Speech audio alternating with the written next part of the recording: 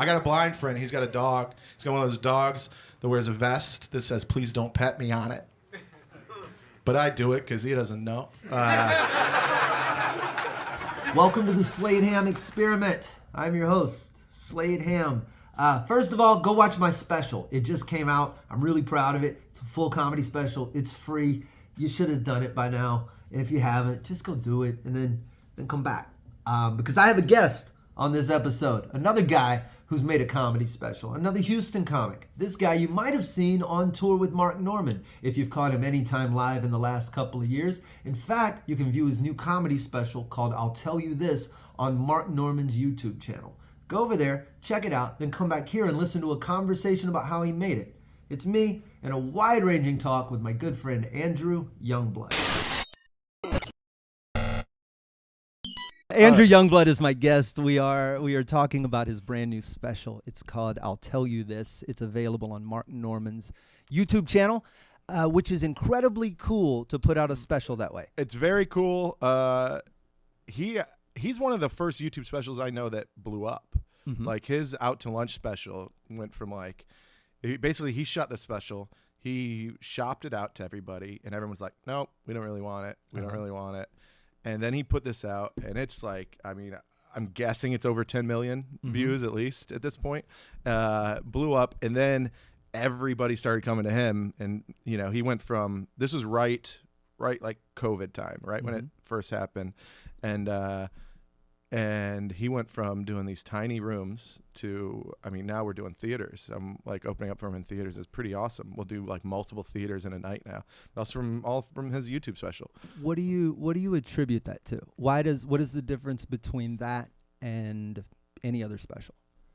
Well, I think that special was pretty. I mean, he's a quick comic. Like he's like, dude, I've counted, like, watched his set and just counted like all the laugh lines in it. I'm like, you lose count because it's in 45 minutes. We're talking 300, right? You know, and that's, do the math. It's pretty quick, you know.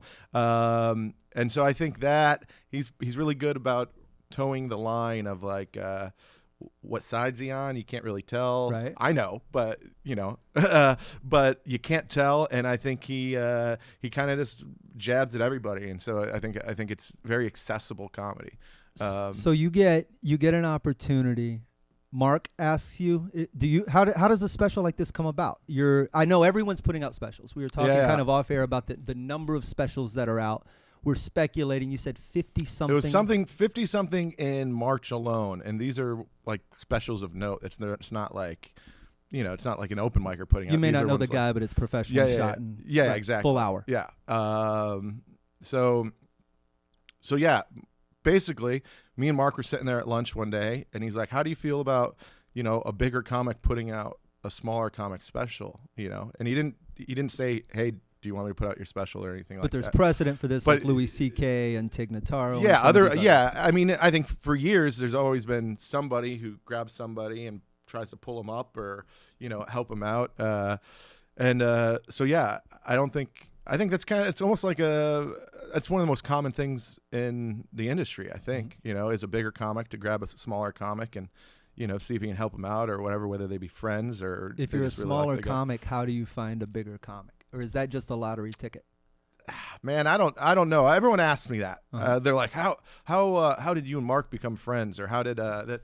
And they don't care how y'all became friends. They want to know how to be. Yeah, someone how they right. can pretend to be somebody's friends, right? You know, it's fucked up. But really, me and Mark became friends. We met years ago at a festival. Before he had put out the special? Oh, yeah. This was way. This is way before that. And this would have been like, this was when I worked at Warehouse Live days. So we're talking 10 years ago, probably. This was before I started comedy, actually. I met him.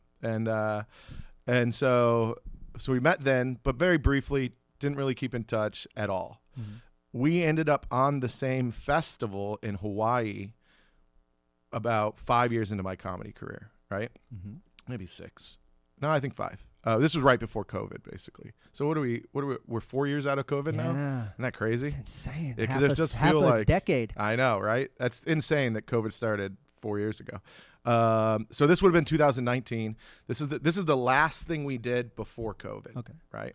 and we do this festival in Hawaii. He's one of the headliners, small festival, because he's not big at the time, right. you know. He comes out. I'm assuming he just didn't know people on the festival, because I'm doing a set, and he shows up to my set, and he's like, "Hey, good stuff." And I was like, "Hey, man, what the hell?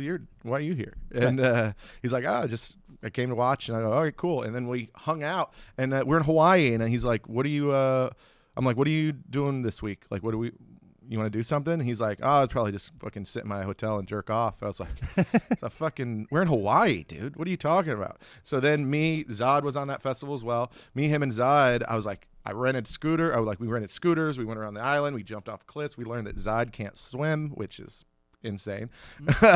So me and Mark are jumping off cliffs, and Zod's sitting in the beach like, it's like, is he terrified of water? He doesn't know how to swim. That's what it feels like. Such an innate human. It seems crazy. Yeah. But aside from that, we hung out, basically that whole thing, had like a whole Hawaii adventure. He came into town to do the improv maybe a month later, right before things shut down.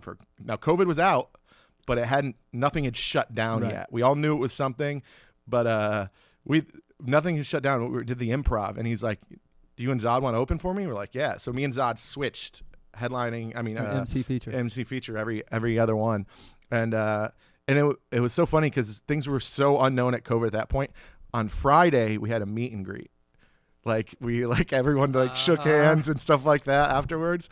And so we had a meet and greet on Friday, and Saturday they were like, "Oh, we're canceling the meet and greet. No more meet and greet." I was like, "Oh, that's probably a good idea." Back when things were changing by the minute. Yeah. And then turns out I got COVID that weekend.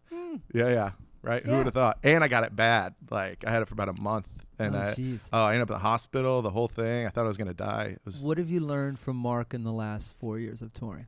He's one of the top working comics today. Yeah.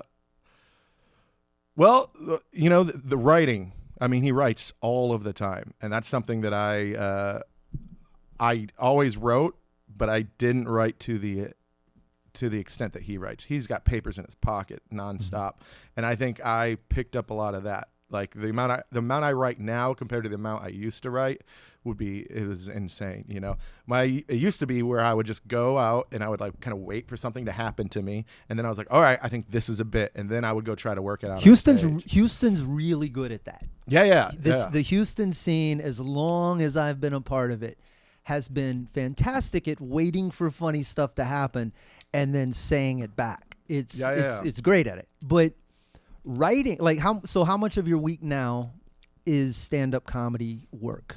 What is because I know 5-10 years ago, right? It was however much stage time we were doing. Yeah. Well, I'm not going to say I'm a rarity in this, but I am one of the only comics in town that is out doing stuff like on the road all the time. And then when I'm home, you'll see me hit up 4 mics in a night. And so, and I only can say that because I'm there and I don't see any of my peers there, you know? And so I do, and it's funny because I go up there and I eat shit because with mics, it took me so long to figure this out. And I think it's a thing that all comics have to learn. You know, when we first start doing comedy, you go up and you do your mics, you get your 5 minutes, then you just keep doing that 5 minutes at the mics over and over again, and you just do it. And then you're just doing your set, and you're like, what the fuck are you doing? Like, now looking back, I'm like, why did I waste all those years just trying to do the same 5 to 7 minutes over and over again? Because now I go up there with a piece of paper, and I'm like, oh, that's nothing? All right. Oh, I kind of thought that was funny. Like, I'm literally commenting on all my jokes as I do it. But I eat shit all the time. And there's comics that, like, watch me, and they're like, he's not that funny. And I'm like, you don't know what the hell you're talking about. I'm doing a mic. Right. I'm learning right here. You know what I mean? I might bomb and get one laugh the whole time. But guess what? Now I got a new line in that joke that I was working on. Are you proud of the material in the special? I am. Some of it, you know, it's interesting because your first special is a combination of 10 years, right? Because that's how long I've been doing it. So, I mean, there is a joke on there that I started writing 6 years ago, right? Now, did I finish it 6 years ago? No, I think the last tweak I made to it was probably 7 months ago. You know, I changed something just a little bit, right? So a lot of that material is over the years, right? And so now when you look forward to building that next hour or that next special, you're like, well, how the hell do I do 10 years in 1 year's time? You know what I mean? So it's a whole nother thing. But I think it takes a long time to get to write that special, to get, you know. So now once you kind of know what that process is, you do get material a lot quicker and easier because you just know. You know what you're writing for. And there's things that I used to, you know, things that happened to me or things that I used to be scared to talk about on stage, or I was like, or I couldn't, I wasn't good enough to make it that funny yet. You know, and I would try and it would just bomb. And I was like, well, that joke's never going to be a thing. But now I can go up and I can just tell the story on stage and you usually get pretty good laughs on it. Yeah. So, you know, it's a skill that you don't even know you're honing. Like, it's not like, oh, I learned this. You're like, one day you're just up there and you're like, man, I used to like be 50-50, you know, 50% of my sets were okay. We used to call it right? finding your voice. Yeah. It was, yeah. I don't know if I've still, it's tough to know what you're right. The voice thing, that's something I always struggled with for sure. Dude, when I first started doing stand-up, it was not my voice at all. I was like alty and weird, and I was like insecure and being like, oh. Well, but I think young comics too, a lot of, I won't speak for every comic, but some of why we get on stage in those early years is to sort of be someone else, to sort of turn a volume knob up that we don't get to play with in the real world, right? I can't really be that guy, but up here I'm allowed to be that acerbic or that sarcastic or that dark or weird or whatever. And then later on you're like, okay, I've played with all these different things and I've tweaked this and been a little more this, and you're finally like, I could just do this as me. Yeah. Well, I mean, that's when you're yourself. I think those are the best comics. That when you're like, oh, this guy's not doing a character. Right. This is just this guy's being authentic. But even someone like a Gilbert Godfrey or whatever was doing himself. Well, he's doing a ramped up version. Marie Bamford, same kind of way. But it's them and it's their voice in a very But they really exaggerate the shit out of it. Because I love Maria, one of my favorite comics. But I remember meeting her 8 years ago, and she was on a festival that I was part of booking, right? And I was there that night. She's like, hey, I need to, I want to get something to eat. I was like, well, there's a little corner store. I'll walk with you. So we're walking around, having normal conversation, and just talking, and she's being sweet, and like, you know, we bought some food, laughed, had a good time, and then I see her 5 years later, and she's like full on can't talk to people, weird. Oh, and wow. I'm like, and she's great. Maybe it could have been just that weekend, so who knows? But she's like in that character now. And before it felt like there was that's her character on stage and this is her character off stage. And I think a lot of times when you do a character, sometimes your character bleeds to off stage and then you become the stand-up character. There's a lot of folks who I've seen become the character they portrayed, and that's a weird where you become this thing and then the audience responds and then the audience starts sort of feeding your character, and 5 or 6 years later even I look at these people like, who did you, how did you, what are you? When you were normal, dude. We've got like local guys that are kind of like that, and you know, there's a big in younger comics, there's a big trend of like, I call them pro wrestler comics, where they're like, oh, yeah, brother. They're like, yeah, brother. All right, big man. I'm like, what the hell are we doing here? I was like, I knew you 5 years ago. I don't think you've ever said brother before. But when you're taping your whole life and you're having to stay in, I think that's a lot of it. When you have to stay in character because you're having to go live or cut a video or a clip or something 5 or 6 times a day, we almost all have to be Daniel Day-Lewis. And sit in it. What would you change about your special if you could go back right now? Man, you know, I would invite less of my friends. You know, they were the worst. They weren't. I mean, they weren't. I had one guy. He shows up. We did 4 shows. I had one guy who thought he was helping, but he was just giving. He was doing this obnoxious laugh.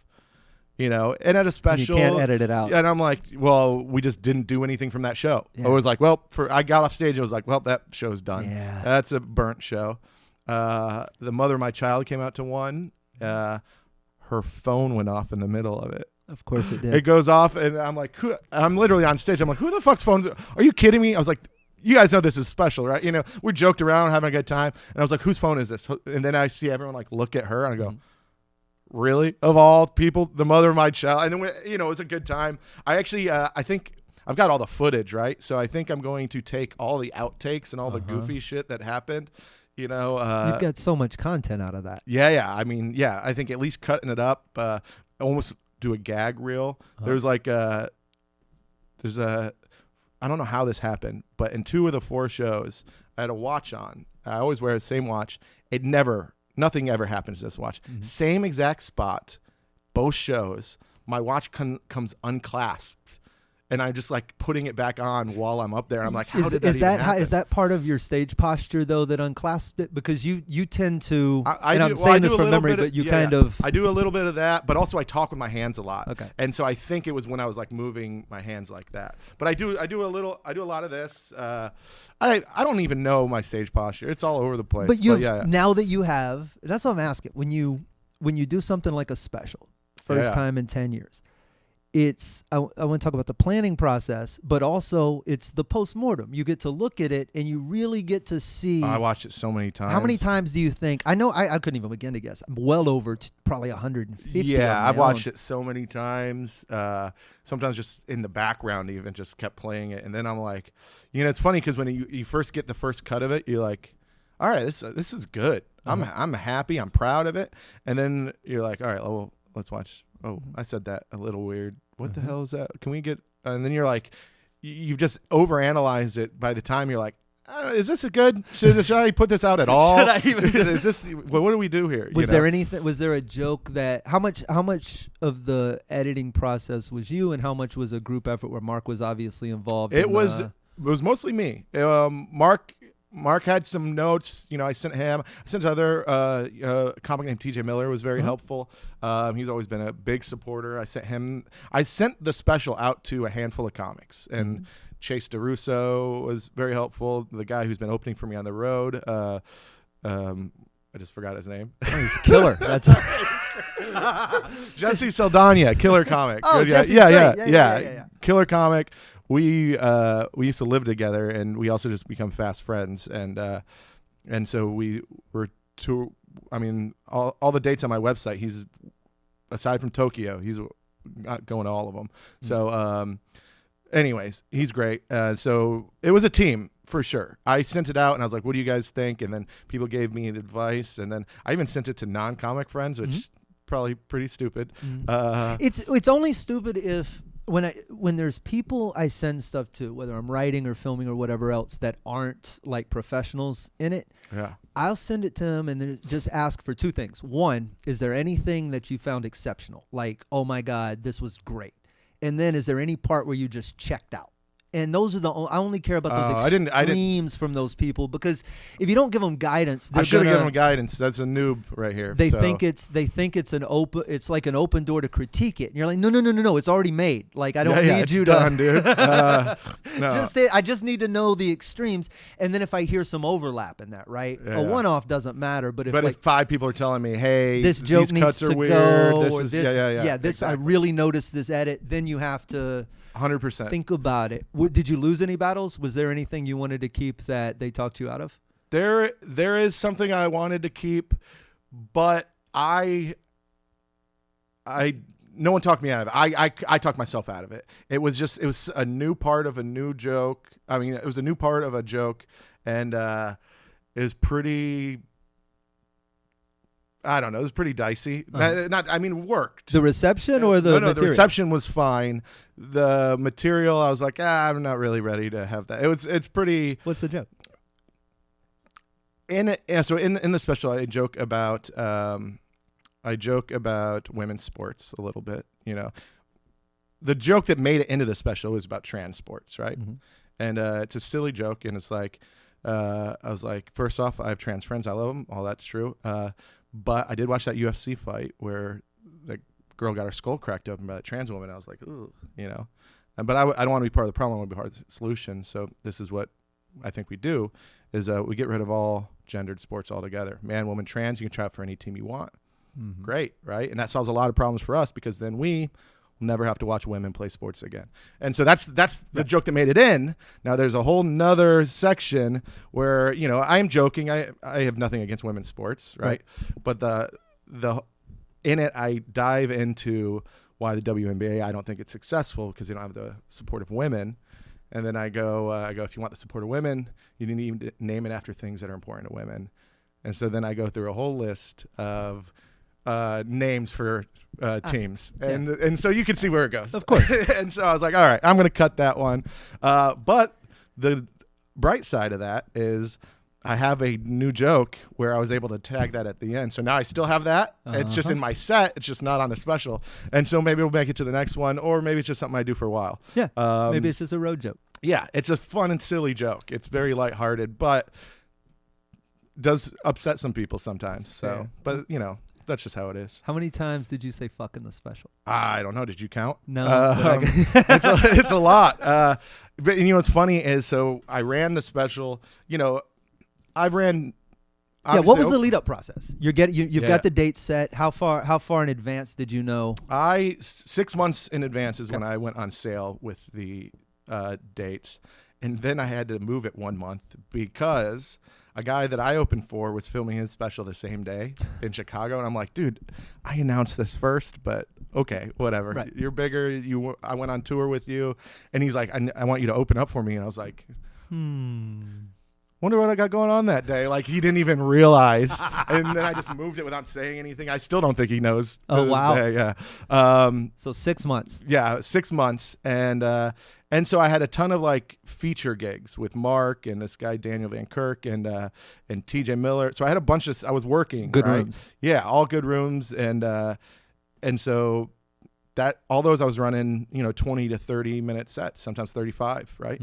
And which isn't the special because the special's longer than that.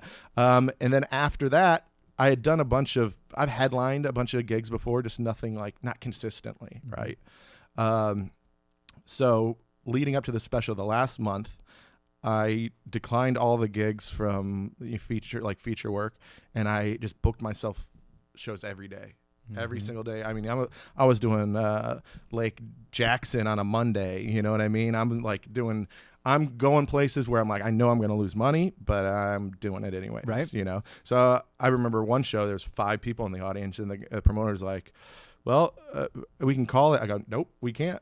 I was like, I'm going to sit here and I'm going to fucking do this until it's over. And because at that point it was about saying the special out loud more than it was about getting the reaction. Completely. You know? And so I call them hell gigs. I did a bunch of hell gigs. Some of them were great, but some of them were like, ugh. But that's when I knew it was ready. And Jesse, we were in, I think it was Lake Jackson. What's south? Yeah, Lake Jackson, right? This guy named Chad Russo, or newer comic, nice guy. He runs it's a room. It's a room with people in it too, right? It's in Lake Jackson, and they're just hammered. They're just not. It's a bar gig. It's it's you're on a stage in front of glass. So people can see outside. I remember Jesse's on stage, and this guy walks up to the glass and puts the nipple against it, and everyone's like looking at this guy. I also love glass backgrounds for the sake of the fact that the spotlights end up blinding the audience in the process too. Insane, right? Get a curtain for like $12. Just get a curtain. Yeah, and so Jesse's getting his ass handed to him. The opener, the 2 people before Jesse get their ass. It's brutal. And I'm like, all right, I'm going to go up there and fucking just do it. And then about 5 to 7 minutes into my set, I had them for an entire hour, and it was great. And they were like listening. I had to like fuck with a guy who was being loud and drunk, and you know, but that got everybody involved. And then they sat and they listened. And then I get off stage, and Jesse's like, now I know it's ready. Like it was like, you got them. And I didn't think anyone was going to get them, and either did I. I didn't think I was going to get them. And it's nice when I'm sure you've done a million gigs, but you go in and it's just like a hell gig, right? It's just fucking drunks and talking, and no one's really listening.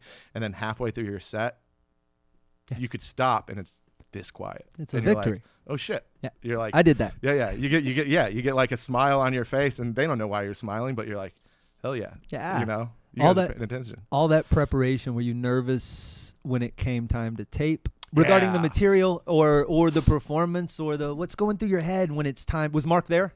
No, okay. no. Well, Mark's great, and and he put it out and gave advice and saw the clips and stuff like that. But this was your production. This is 100% mine. He connected me with a guy in New York to do the filming and whatnot, and I went with somebody else. I went with a guy locally who did a killer bang up job, John Connor out of Houston. He's killer, and then Blueprint Camera Company, I believe it's called, is the people that filmed it. So he directed. So how'd you decide? So you go, I'm going to film. Mark goes, I'll put it out for you. You have this conversation at the diner. Yeah. You guys decide you're going to do it. Now you're sitting where I imagine a ton of people are, except you now have Mark Norman, right? But you're still sitting in a place where you don't have a special, right? You nothing. Just got a place to put it should you have one. Exactly. What happens 100%. after that? How do you leave the diner and start thinking? Well, I called Zod right away, and I go, dude, I think Mark's gonna put out my special, blah blah blah. I'm like a giddy little girl at that point. How long ago is this? I guess probably. Okay, let me think here. So 6 months when we filmed, so that would have been May or June. I remember we were in Rochester, New York, and it was snowy as fuck. So I'm thinking February maybe. Okay. So I want to give context. It's about 12, 13 months from. I think even a little bit less from release. Oh no, you're right. But it is 12 months. Yeah, about from 12, the 13. Day you decide. From decision to hey, it's out. Right. Just for anyone who's like, well, I'm just gonna make a special real quick. No, this was a year. This was a year-long process, and I mean it was cool because it did give me focus all year long. Yeah. Like I was like ready. I was like writing more. I was like going up as much as possible, like getting ready for the special. The difference between that and just going up and being a road comic or just a working comic is so astounding, isn't it? Well, I think it's important to have something to work for, right? Yeah. Because this business is so, it's not like anything else where you're like, all right, well, I'm a salesperson, and once I get this many sales, I'm gonna get this job, right? And then I got to complete this course, and then I can qualify for this job, right? Mm-hmm. This is a thing where we're just like, what do I do next, right? And none of us know. And even the people, I'm lucky enough to have friends that are very successful comics, as do you, and they will open. They'll be very sweet, and they'll have conversations with me, and and I'm like, how do you get an agent? How do you do this? And it's funny because I talk to him, and half the time I'm like, I don't think that was helpful at all. You know what I mean? Because no one really knows. Nobody knows. They're like, I just got it one day after this, and I was like, well, how do you work towards that? And then like, there's some people who are like, well, I went out and I like talked to different agents. I like submitted that, and then there's some people who are just like, well, I did a show. Some guy asked to manage me. I said yes. He went under, and then another guy came, and you're like, okay, so what have you learned that's not that?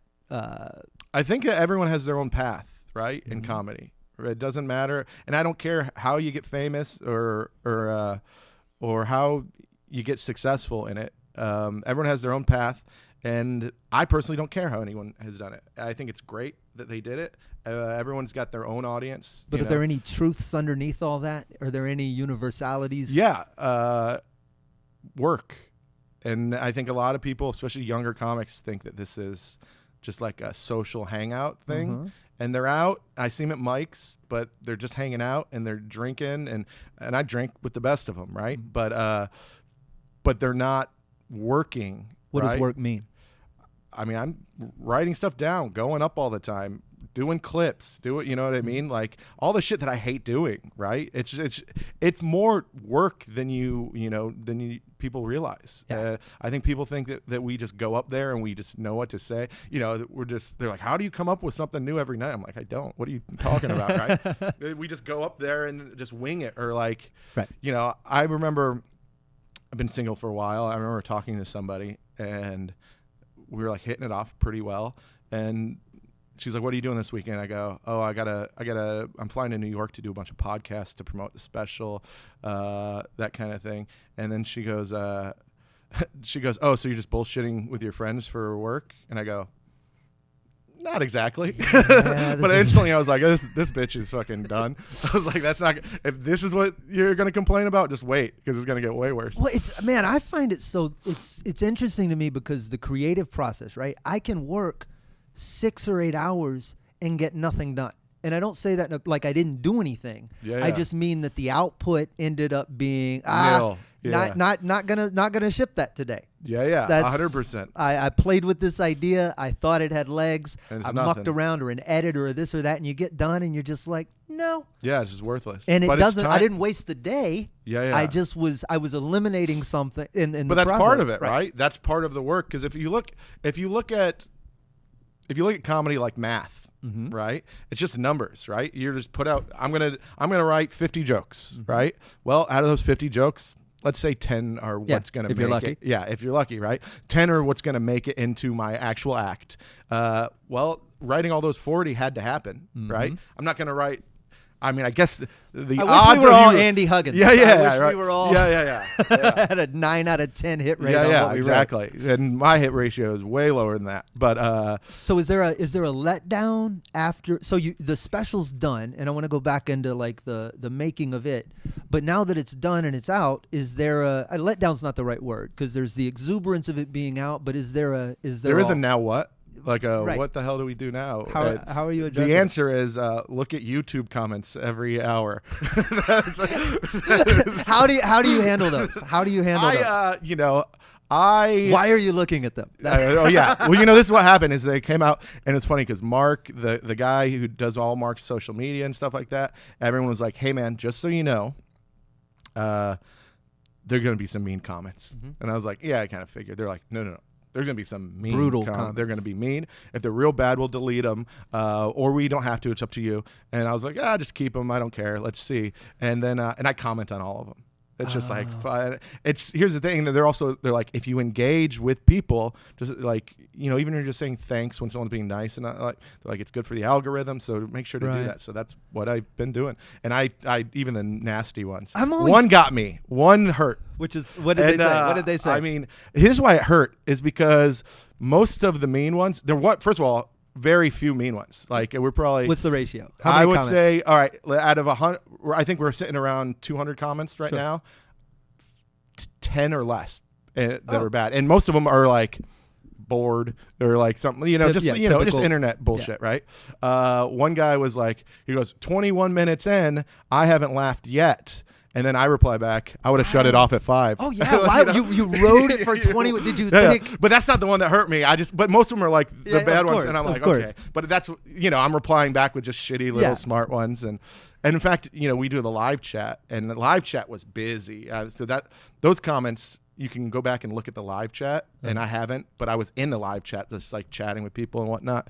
And one guy was shitting on me so hard, and I started fucking with him. By the end of the chat, he goes, "Dude, I just followed you on everything. I'm a fan now." And just because I think I was fucking with him in the chat, they just want attention. These they're losers. What did the worst one say? The worst one. Let me pull it up. I got it. It was well written. That's what bothered me. That's what bothered me. Yeah, I'll take your misspellings and your lack of punctuation. If you were like you're a looser, I'll take all those. Yeah. But man, if you Call sat me down a and fat, gay, non-funny, retard, right, all but that's fine. don't take the time to Grammarly your response to me I know. because I will take that quite personally. I'm already thinking through the process of my own, and I'm pretty sure I want to respond to comments, but I might have someone go in and just sort of filter for them ahead of time because I don't want to stare the because I know me, and I know that there was an old version of me that grew up in the. I'm listening. I know you are. I want you to look for the comment that grew up in the early 2000s and early 2010s, and I'm familiar with things like flame wars and internet back and forths, and I'm easily sucked into it. And I know all the words and all the ways to say all the things, and I don't like the me I become, so it's just easier to go, someone go ahead and delete that for me. Yeah. I get that, and they offered to do it, but I am... Because also, my other demand would be, if you're going to leave a negative comment, you should have to show something you've made. You should have to have made anything. Good, bad, you could be a bad watercolorist, you could be a terrible sculptor.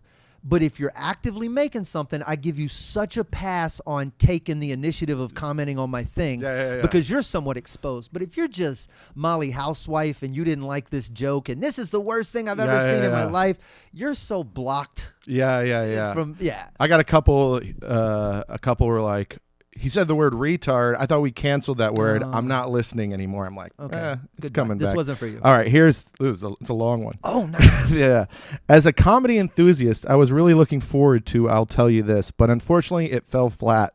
The lack of genuine laughter from the audience and the absence of humor left me feeling disappointed. It's puzzling why comedian chose to release this material as a special when it could have been better suited for their own YouTube channel. I understand the frustration of wanting to reclaim the time spent watching it. Good Christ. It's pretty well written. It's incredible. So incredible. I would have that printed on the back of T-shirts and I would sell them at my show. It's going on my website as a review. That's remarkable. It's insane. That's the only one that got me for a minute. It was like, just because he meant it. I want you to be retarded. I want everything to be fucked up. But I was like, and I think I know I commented and you almost got to thank the guy for. I mean, that's a heartfelt critique. Oh, you know what? A bunch of people replied back, "Hey, you're an idiot." I thought it was funny. I think I typed it in, but I never sent it. But I literally go, "This is a well-written comment." Yeah, it was just well-written. I had no, but most of it's been great. Also, why I think it hurt more is because when you're filming a special, there is almost a phony feeling of it. To me, you're like, people are coming out for the special. They know they're coming out. And so I remember the first show, I was like, it just feels like I'm doing lines up here. You know what I mean? Because it's not as loose as a regular show. So you're like, you have your thing, right? And then you're like, here's my lines, now they laugh. Here's my lines, now they laugh. And I'm like, this all feels too planned, Yeah. And feels less live and organic. Yes. Okay. And so that's why I think it got to my head. I was like, I wonder if it comes off that way. And it doesn't. Because first off, the fourth show is what we used, right? I remember the first show is when I felt you that got way. it in the fourth show. I know. Now, don't get me wrong. I had it over the other three, broken up. Right. But we used 95% of the last show. Yeah. It's usually you pick one show and that's your foundation. It was one of those things where the director and Zod and the people that were like part of it being there, they're like, listen, man, you got the special on all three shows. Like, it's good, it's solid. So this one, just fucking have fun. Don't worry about anything else. And I was like, yeah. And so I did. I was loose. I fucked around with the crowd a lot more. I was less like, I'm doing my lines kind of thing. And it just came across way better. Like, I remember when we got off stage, there were people waiting in the green room. The director was waiting. Jesse was waiting. We're like hugging. We're like, that was it, man. Yeah. That was the one. And it was one of the coolest feelings I've ever had in my life. So hard to explain to people. Yeah. When you stick the landing and you're like, it's all great. In the y'all hit record. All right. Yeah. You almost want to, like, you almost expect something to be like, listen, we just all forgot to turn our cameras on. Completely. You're like, this can't have all what gone are you like talking this, right? about? You got it. We did. I did that, and y'all got this. Yeah. The only complaint I'll say about the whole special is there's some crowd work stuff in it, and I wish we just had a little bit better angle on the people in the crowd. Like, you can see them, but it's not a great, like, to me, I don't do a ton of crowd work in a special. I'm anti-crowd shots in specials anyway. Yeah, I think it adds a little bit, only because the first cut had none, right? Had no crowd shots of people laughing or anything like that. And I watched it and I sent it out to a couple people, and everyone's like, "Why is there no one? Why, like, we can hear them laugh, but why we got no reaction shots at all?" I think they're trained incorrectly. Yeah. You should the reaction shot is too forward. It's too much of a you should be laughing here. And you're taking the camera off of. I don't mind an angled shot, right? If you've got I did two angles in mind that are I'm in frame, but the crowd is also. Yeah. But they're not designed to be crowd shots. Yeah. That's kind of how it is on mine. We had two that were like slightly angled out, so it's like you're getting like a side angle of the crowd. How many cameras did you shoot with? I think we did 6. Okay. Yeah. That's a lot in a small room. It was a lot. So you shot in the box at the secret group. Yeah. Which you can't tell. You can't. Well, tell I was gonna compliment you on this. How much How much input, like how much of this is you? When you decided to make the special, how'd you hire the crew? And then what is the conversation about production going into this? This is John, the director, great director. This is his first just stand-up special. He's done a ton of other good work, good things. He's done some comedy shows, but they weren't stand-up directly. He's a commercial director or film director or something. Yeah. So he's done a ton of stuff, and he's big fan of comedy. He also wanted to get into the space, and I liked the other stuff that he's done, and I was like, I think you can do this. It's both of our first times. Let's do it, right? And so we talked. We got along. Great guy.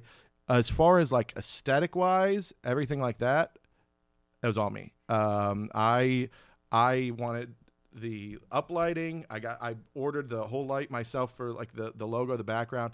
I ordered curtains for the entire space. So like it's not like I think it's a very well lit and very pretty room, the way it got lit up and whatnot. It looks spectacular. I feel very proud of that.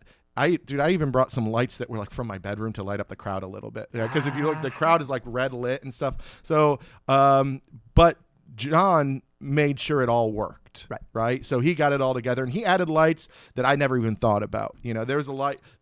You can see it in like a couple clips when I first walk out. There are 2 lights in the rafters up top that are towards the back. I was like, what the hell are those for? And he's like, well, these are black curtains. You wear a lot of black. And on top, this is just, it's going to make you look good. It's a light that's on the whole time.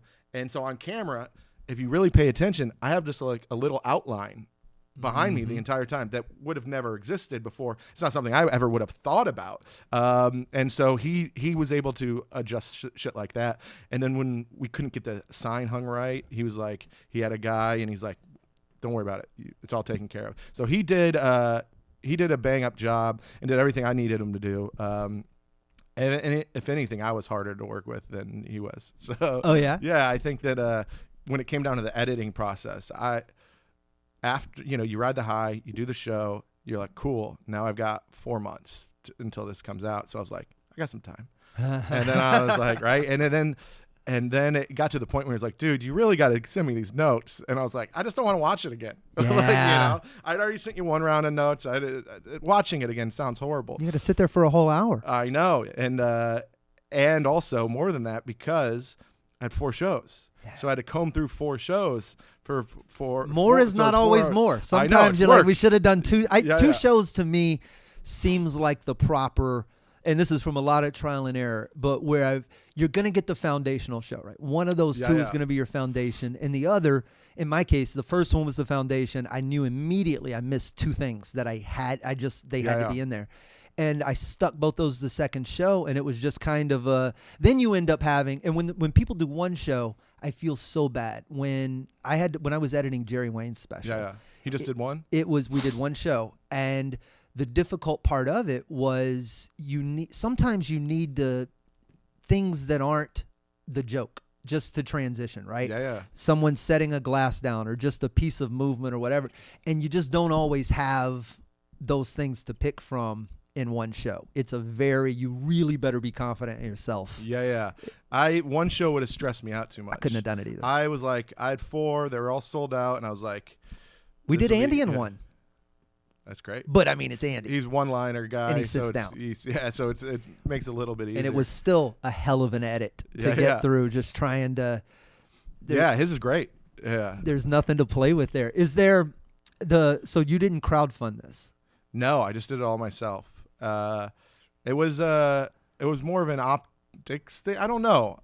I talked to a couple people and I was like, should I crowdfund this? It's expensive. Like all in, I don't even know, honestly, but I would say all in by the time I'm done with the promotion and everything. This isn't counting me flying to go do podcasts and promotion. Just the production of just the production itself. All in, I'm pushing 15. Yeah. And so I thought it was going to cost me like 8. I was like 8, I'll keep it to that. And then everything adds up, makeup, just paying the openers, you know, and they were all like, hey, you don't have to pay me. I'm like, no, I got, you know, this is me. Right. Yeah.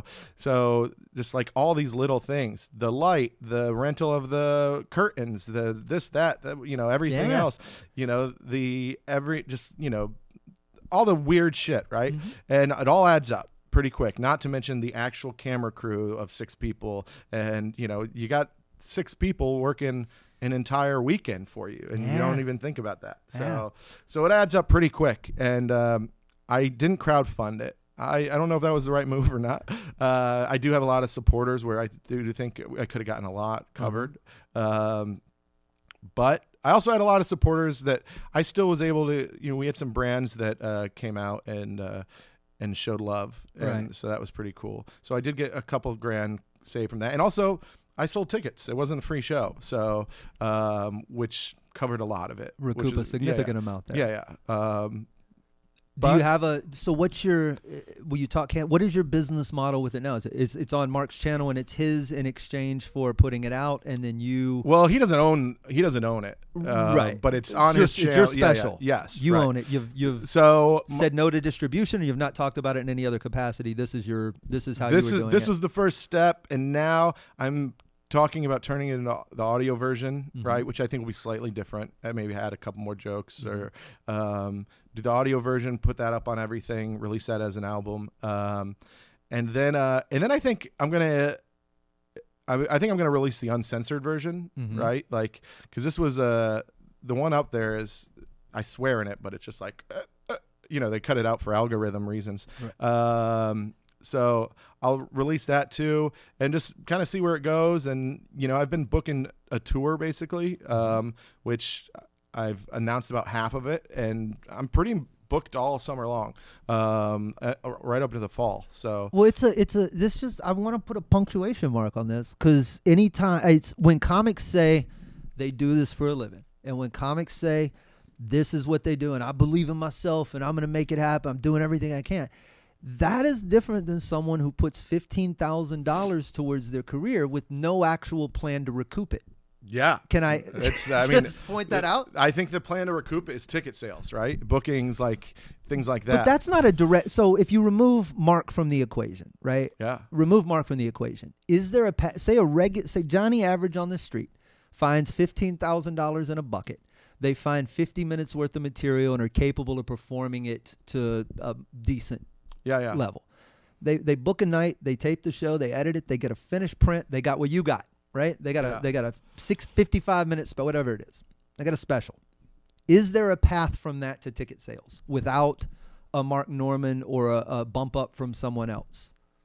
If you're a nobody, I don't think so. I mean, unless it's some really fucking killer material. I don't mean like a first timer, but I mean a road comic who's a headliner but isn't for sure. When I filmed it, I did think maybe I should get someone to help me shop this around. I thought that. But then after talking to Mark and kind of seeing what YouTube did for his career, this made more sense. It was also the path of least resistance, which I'm not saying is the best way always, but I think sometimes if it's there, why not use it, right? Because I can get this on audio and hopefully get it on Sirius and stuff like that, you know, after they scrub all the figure fucks. It all out. But I think that you know, maybe I'll make a little money from that. I think recoup wise is the ticket sales. That's you know, I'm just hoping that more people watch it, more people come out and see me. And I've gotten a ton of messages, a ton of, you know, and will that actually translate to ticket sales? Who knows? Do you just clip it up and shove it out there over and over until and then hope that people in different markets see it?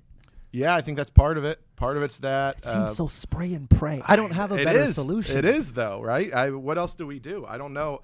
There is no, unless aside from getting someone to buy it, like a Prime Video or like a. And even then, though, I think it's like Netflix or nothing. Like I don't know that Prime or Max. Prime is making a run for it right now. I personally know some specials that Andy's is on Prime as of last week, so they have just made some big purchases on some big people. We're talking like $1 million specials. So commitments. And so Netflix doesn't pay very well.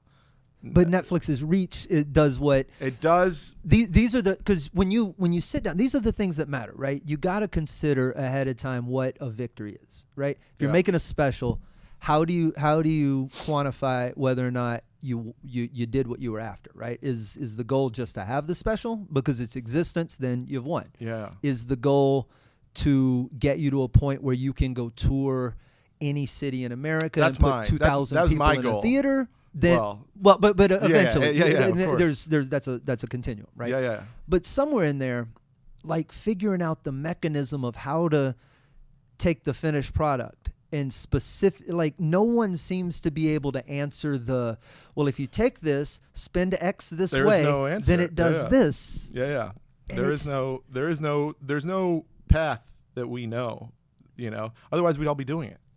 If we go, this is what you do to get big, to get a fan base, to tour. These are the things you do. Right, but you would think that the $15,000 would be the barrier to entry, and that once you paid that entry fee, that there might be perhaps. But then it would just be then there'd just be these rich kids doing it, right? But aren't there people producing these special? I don't know enough, but some of these distribution companies and directors and things. They're bringing in people and they're going, I want to make this special. And they have some sort of expectation that that's going to return. Yeah. Right? Is that because of the machine they've built that turns it into something? Or is it because they just know that a thing marketed this way does this? Yeah, that's the thing is, for me personally, I don't know. Mark doesn't know. Mark doesn't know. Mark knows he's helping me out. Right? He likes me. I imagine enjoys my comedy. It'd be weird, but he knows this is exposing you to an audience you wouldn't. Exactly. For me, it was a no-brainer. Mark is one of the bigger comics out right now, very popular, and it aligns with my comedy. I'm a very dark comic. He does a lot of dark stuff, and so I know. I mean, I've opened up for him for a few years now, and I know that I'm going to have good sets when I see him, right? And dark comedy isn't for everybody. Right. I'll headline places where I'm like, let's see, right? Let's see how this audience is going to like this. And there's certain jokes I know, I can't do this in Milwaukee. You know what I mean? I can't do this with an all-white crowd, or like I have that because I've always liked dark humor. I'm sarcastic by nature. I think I got that from my mom. But I've always just been a sarcastic, dark comic. I just didn't know how to do it back in the day. Right. When I first started, it just was coming off. I know how weird, all the and I remember you. Yeah. So it's different. Luckily, as a younger comic, I had kids still, and so when I couldn't figure out how to make dark work, I was able to lean on having kids, and kids are pretty universal. Yeah. And that was what kind of kept me going, because I would have all these kids jokes, and all of the kids stuff would always work. Anytime I varied off of kids or me being overweight, I couldn't get, when I first started, I couldn't do anything else, And I remember getting off a stage at Avant Garden, having a great set. And all I talked about was how fat and out of shape I was, and then how I had kids. And I remember getting off the stage and going, no one was ever going to sleep with you, ever. And I was like, you have to fucking figure out how to talk about anything else, man. And so I remember that year, I go, I'm never doing a fat joke about myself again. And I just scrapped them. Now I still do them, right, but I don't have to. Right. So if I do an overweight joke or whatever, it's usually quick and I'm out of it. Right. But I mean, back in the day, I was like, I'm so fat. I looked in the mirror. I was like, oh, who's got tits? It's like just stupid shit. It was like, it was like, oh, look at the bearded lady. It was just nonsense. Self-deprecating. And I just felt bad about myself. Okay. I remember talking about how I felt leaky. Like my body was just leaky. Like it was just, I remember just being like, it's amazing you made it this far. Yeah, I know. It was fucking gross. I'm surprised I didn't kill myself. There were some times I thought about it. Are you angling for comedy clubs? Are you trying for off nights? Right now it's a mix between clubs and off nights. Okay. So yeah, I don't know. Luckily I got good relationships with a lot of clubs around the country. One of the best things about opening up for comics is these club owners, they see your set and they're like, oh, this guy killed. Yeah. And so then you get to be like, I'd love to come back sometime. And then they'll be like, oh yeah, we'd love to have you. And then they won't answer your emails. And then you got to spend 3 years going back and forth with no response. Until you find them in a room and you're like, oh, look, hey, what happened? I've been emailing you for 8 years. And they go, who are you again? Yeah, oh my God. The special is called I'll Tell You This. It's available on YouTube on Mark Norman's channel. What would you tell anybody thinking about a special right now? Don't do it. No, I maybe just have a little bit more of a plan. Like have a plan. No, it's it's a lot of work. Don't do it too soon. I see a lot of specials coming out that are like people 2 years in, 3 years in, and they're putting out this 15 to 30 minute special. My special is going to live on the internet forever now. Yeah. Nothing on there I can change. You can't delete it, right? And I'm proud of it. I feel happy about it. It's many years in the making, and I'm happy with it living on the internet. But make sure that whatever you put out there is gonna fucking live on the internet. Hell, I think that for clips. Yeah. You know, some people just put up these weird clips. I'm like, dude, no one laughed. What are you doing here? It's a noise floor. It's just there's so much shit. So much. I think if you want to stand out, you have to do it extraordinarily. And you made a great special. The production value on it is wonderful. People can hate the comedy or whatever, but I was referring to the guy in the comedy. Yeah. But you literally did something that looks different and better than probably 90% of what's out there, and that's a testament. That's intentional, and congratulations. Thanks, I appreciate it. That's really good. Go watch. I'll Tell You This, and it's funny. There you go. Thanks. There you go. Andrew Youngblood, my guest. More episodes of the Slade Ham Experiment every single week. Thanks for being here, man.